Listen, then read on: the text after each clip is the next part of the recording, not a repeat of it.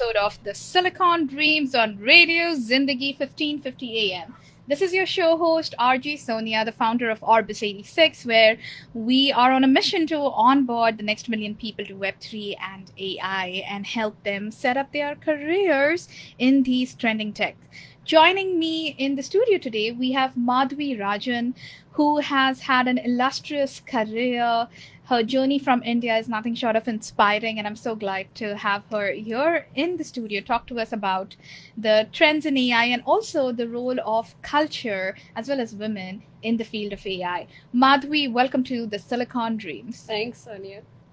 All right. So, Madhvi, I would love to begin by asking you about your journey from India to US, and then what has your experience in the States been so far, and what inspired you to do what you're doing? Thanks for an amazing introduction, by the way. And journey from India to here, it's been more than 20 plus years. I've been living here. It's nothing short of a dream coming true for me, I would say. I came here to do my master's, and the deal with my mom was finish your master's, come back home, get married, have kids. She still reminds me about it. I did get married, I did have kids, but I ended up staying here and never going back.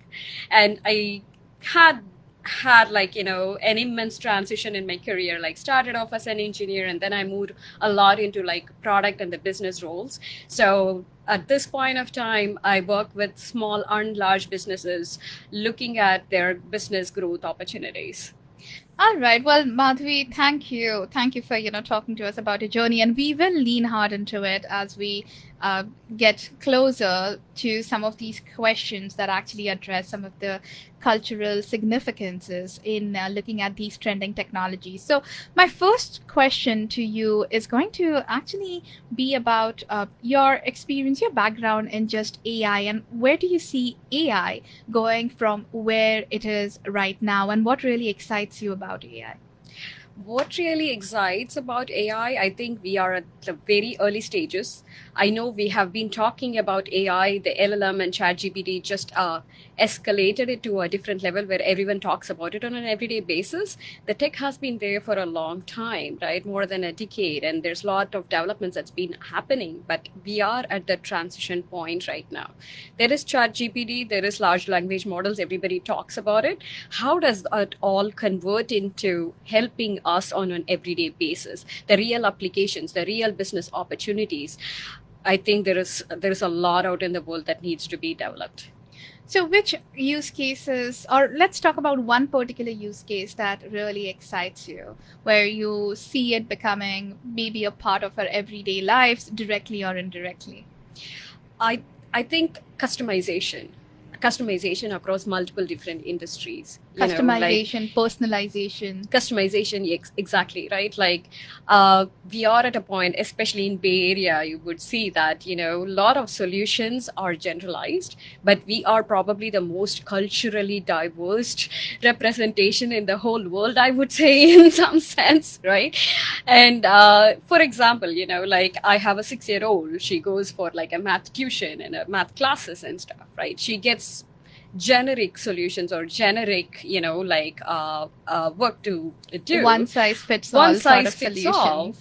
It works, but then it does take away like a lot of my time looking at what she understands and how I'm going to help her internalize a lot of these concepts, right? So that's where the personalization comes in. And you talked about culture, you talked about women and all that. Being a woman of color, you and I are, and the cultural background that we have, the mother part never goes away, right? Like we have achieved or continuing to achieve a lot in our career life that what our parents and our grandparents have not done, but we still do a lot of work that they have been doing when it comes to cooking, when it comes to having this one-on-one coaching for our kids and all that. So we have multiple lives that we are leading. So if I can get an AI bot to Personalize that experience for your exactly kids. right, takes away And a even lot of challenges, and it would give back so many hours for myself to be much more creative about how I'm going to spend my time for myself and also for my kid. Yes, Yeah. instead of just trying to make them fit in a mold, you can create a Exactly. mold based on who they are, Yeah. right? And it's like, putting a square peg in a round hole. You don't need to do that. And each kid learns differently. Exactly. All of us, in fact, all human beings process information in different manners. So our traditional education systems, unfortunately, we have never had the bandwidth to personalize education for each and every kid. Yep. It's the same challenge in the field of medicine as well, because all of our bodies are different. Exactly. And hence we have a bunch of side effects when we go to buy a medicine, because you don't know how things would interact for different people. And definitely, the power of AI in these fields can be something that even if not directly, indirectly, all of us will start experiencing it. That's amazing. One of the challenges, Madhavi, that has been with LLMs in particular, right, has been the fact that the data that they have been processed on, and also most of the people who have created these LLMs, it's all westernized, right? Like BERT as well as GPT, these originated in the United States. And obviously there are going to be a lot of influences, even though we say United States is still multicultural. However, when we look at the diversity quota, when it comes to processing applications for green card, we know that India definitely doesn't come in that diversity quota, but there are so many countries that are not represented. And that's why there's still a diversity quota that's open to tens of countries in the world.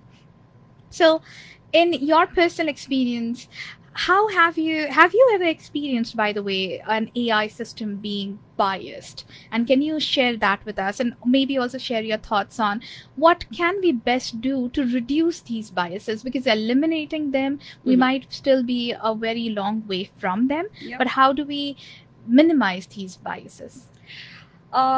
Have I experienced it like on an everyday basis? One of my friends actually did a post recently. It was like a scrolling video of someone asking an AI bot on how does a CEO look like? How does a lawyer look like? How does an engineer look like? How does a nurse look like? Yeah, right. So all of these pictures show up. And then being a woman and being a woman of color, and then working for a really super large company, 100,000 employee company like Intel, I was like, okay, I need to understand this DEI more. And then I go and participate and I look at it, like, what can I do and stuff, right?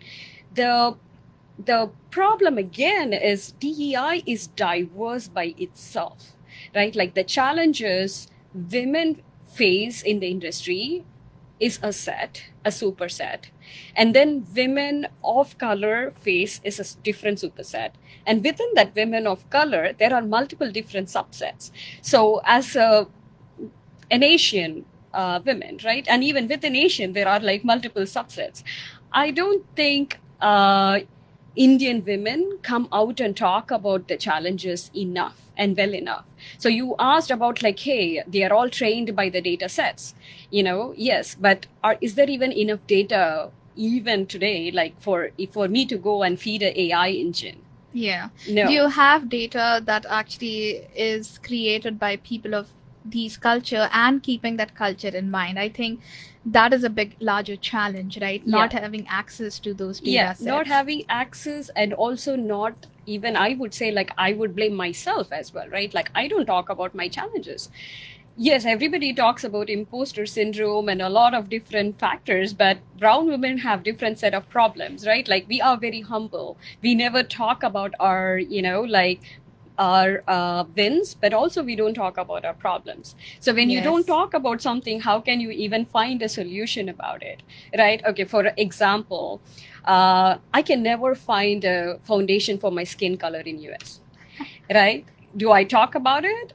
No. I'm like, okay, fine, I don't have it. I'll just whatever you can. I'll just figure out whatever I have. But then when I talk to people who are in like the fashion industry, they kind of see this as like the most fundamental thing, right? Like things are like so advanced. People are like coming up with fake eyelashes and, making their lips look bigger, all sorts of stuff. But here I am, I can't even find a foundation for my skin color. That And has been a debate even in the industry with the nude color, right? Like, what does nude mean? Because yeah, for a lot of time, nude was just this light, fair skin, and now there are so many shades of nude that you're still coming with, and yet they are not enough. exactly, right? So that's the thing. Yes, there is data sets which probably is trained from the Western countries. But even if I were to ask my Western colleague to, collect the data that would be applicable to my background, do they have enough?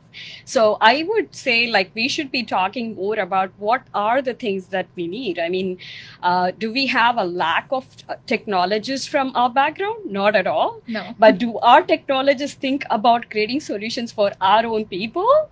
I would challenge that. It's great what you brought up, because at a recent event with the speakers, I was chatting about the same challenge, where one of the speakers, she works in healthcare industry, and she said that every time she went on Midjourney and looked for a nurse, it would always most likely show the image of a woman in scrubs, even though you have male nurses. Yes. And then when you look at their attire, it's always similar, and mostly it's like white nurses, right? Yeah. You wouldn't really find suddenly a brown nurse showing Yeah. up. Yeah. And what's even more interesting is, as I think about it, if I was to go and maybe even prompt Midjourney and talk about an astrophysicist, or not an astronaut, but that's why I'm calling it, like, an astrophysicist, or an astronautical engineer, if I was to give it that prompt, I don't think it will show the image of a lady in salwar kameez actually Yeah. pop up there. Yeah. But the team of Chandrayaan, for example,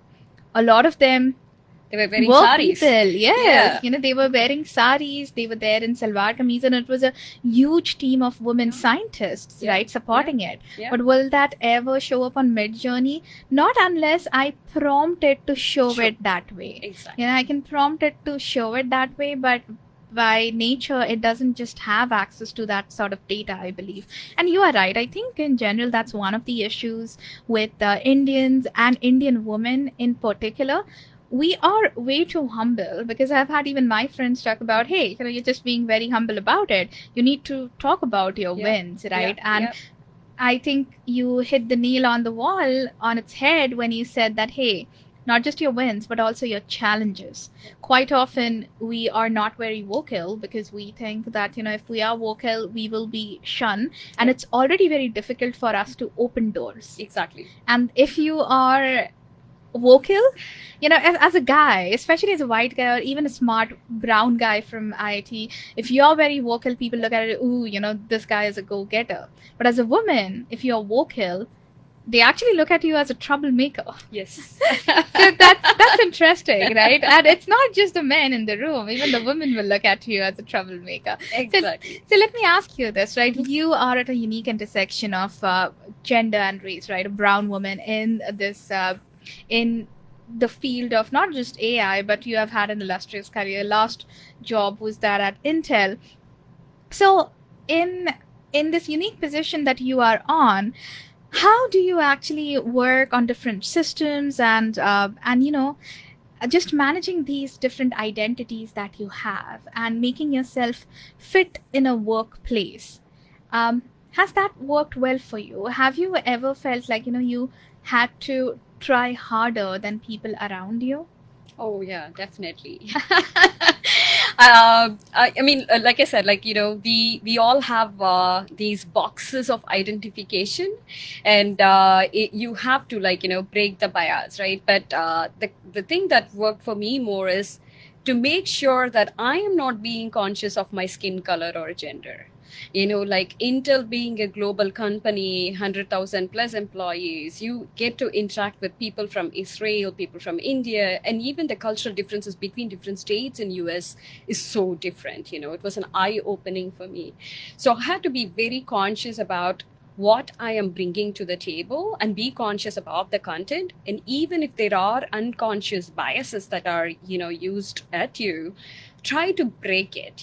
Don't take it to heart and don't take it personal, and be very clear about what is that you're bringing to the table, right? And use your stories in a positive way. I think with our background, India is culturally so rich, but we don't talk about it enough. Even when, like within Indians, we talk about the negative aspects. I wouldn't say the negative aspects, but Quite often we focus on the cons than the pros. exactly, right? Like, oh, we Indians think this way. I'm like, no, we Indians think this way. There needs to be a positive note there, like, so when you keep using your stories to a positive spin, I think people are willing to acknowledge and take you in, right? So, yeah. We have had a culture that far outweighs the Yeah. cultures of a lot of other continents, I would say, for the simple reason that the Indus civilization, Yeah. and this is not even like beating our own drums, right? But this is history. The Indus civilization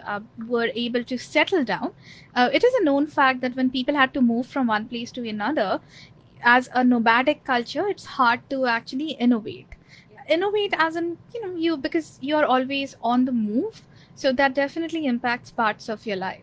And when civilizations settled down in one place, there were things that came out not just from a cultural standpoint where people would get together, be merry, you had music, arts, etc. coming Yeah. out, but also things like earthen pottery, all of the skills that we're talking about, making weapons, agriculture, for example, right? The Indus Valley was one of the first valleys to Yeah. actually have agriculture and cultivation Yeah. out there. So, with all of these things, unfortunately, the culture has not really been preserved over decades Exactly. and, or in fact, centuries, right? We have sort of lost touch. Touch with that. So we have been talking about all of these challenges, but in the absence of this data being present, what do you think could actually be done? I mean, yes, we could talk about it, but this radio show, I don't know, by the time it gets indexed, because today we don't have good audio and video indexing, right? Text Yeah. gets indexed much Yeah. faster. Maybe just in a span of 10 years that might change. But even with us talking about these things, there aren't going to be a lot of conversations about someone talking about how the Indus Valley was probably like, 2,500 years ago. So how do you think can this data be curated? Does it have to be intentional? Do the companies that are creating these LLMs and data sets for these LLMs, do they have to step out of their comfort zone and boundaries and look for data Yeah. sets Yeah. that aren't I think easily people are acquired? taking action, right? You kind of put me, like, a very good question, right? I'm not able to think of the name of the company, but there is a company in India. They got published on the front page of India Today. You might have seen it. So they are collecting, gathering data, right? LLM is all about natural language models, and they are gathering accents from a certain part of Karnataka, right? Like they're collecting, and the way they are sourcing the data is actually enabling the people in the villages as well. Like they are providing, like, again, don't quote me on numbers, like $7 or $10 or something for like a week of work. And all these people do is to translate using their native language. So they are sourcing the data, right? So, but this is happening at a regional level. This is happening at, like, so it has to expand to India level, and then it has to expand to like other The countries global level level. and stuff. But I think people who are in the technology field, Indians are there everywhere, right? So how do we get creative when we are like creating the models or collecting the data, or like creating businesses or finding solutions to problems? Are we wearing our hat in there? And for women, like, are you vocalizing your challenges and problems, right? Like everybody talks about so many different challenges, but Asian women, particularly Indian women, face something called tall poppy syndrome. Have you heard of tall poppy syndrome? No, I would So- love to hear from you. Yeah, though. so tall poppy syndrome is, everyone talks about, hey, I need to find a good mentor and good sponsor, but all of that stretches only so far. And Indian women, they are looking at, like, hey, I need to work hard. I will have this karma effect, like help me get my promotion and, like, get I get what I would deserve at some point in future. But you keep working harder and harder, you show up quite tall. And when that happens, people begin to get scared of you. They would want to chop you, but not help you. So Right. you start intimidating people because you're trying that hard. Exactly. And you start intimidating both men and women, right? And people who are in powerful positions are not able to help you out as well. So how do you address it? Like how many people even know about tall poppy syndrome? I did not know about it. Right. I'm sure there must be some listeners of the Silicon Dreams who know about it, but I am going to assume that a lot of people don't know about it. But now that you say that, you actually realize it, because I have a powerful presence as well, and I know a lot. I end up intimidating a lot of people. I was like, hey, I'm just trying to be very blunt and straightforward, Yeah. and I have a no BS attitude. Yes. But that ends up like, intimidating a lot of people. Exactly. The moment you speak your thought. So Exactly. Yeah. How many women are there who is really doing their own, startups and who has a radio show, right? It's probably uniquely you. So of course you are one of the tall puppies, right? So it's exactly that. So you kind of like, oh, everybody talks about you need to create a personal brand. Okay, I create it now what? Are you going to help me? What is that going to translate into what, right? But I think we need to address things like this and see how is this tall puppy going to help the rest of the other community, or it could be like women in general, women in large, or sometimes even men for that matter, right? We all talk about women and women of color. I would challenge, like, if men of color don't have any problems, they do have it as well, like, and men of color don't talk about it enough, right? So maybe women of color can help men of color, like, so we need to be more vocal, and that's how you create all of these data sets to come up with solutions that can help a lot of people. So I wish we could actually keep chatting for hours, because I'm pretty sure a lot of the women, especially listening into these conversations, and also a lot of the men, as they are thinking about their daughters, right? These things resonate with them. Unfortunately, we are getting close to the end of the show. So what I would love to do is ask you a question looking towards the future, right? So what do you think when you think about the future? What's the kind of legacy that you envision you would like to leave, or our generation can leave in the AI community, in the upcoming trends, where young brown women entering into the field could actually walk the paths that we have laid down and follow the culture that we have championed? That's a loaded question, Sonia. Okay, if I were to answer that, right? It goes back to the vocalization of a lot of these problems. I would not want it to be just vocalized, but create solutions. Right. Create solutions in a way to show people, if you do this, how does it benefit? How does it make our lives better? And how does it keep our next generation's life better? Because there is a lot of cultural heritage that I want to leave back as well. The more I get older, the more I want to get deeper into the culture that I have been raised with. And all of that takes time and effort. And if I'm going to pass that on to my next generation, I need to make sure they have time. And the way I'm going to give them time is to automate a lot of things using the AI and the technology, so they can have more creative space in their heads to, absorb a lot and, take a lot from our culture to their lives. And we are almost at the top of the hour, so I want to thank Madhavi for her time. And I love this key takeaway that you actually shared with the audience now. With a lot of things, with GPT, with Auto GPT, we will have AI becoming a personal assistant fairly soon. And hopefully we can integrate them into our lives by not just creating personalized schedules for us, but as you said, personalizing experiences for our kids. Yeah. So as you said, we could leverage AI and automation to leave behind something that's of cultural significance, to empower our kids and pave a better future for them. Madhavi, thank you so much for joining us today on another episode of the Silicon Dreams. All right, guys, and see you. Until then, GA.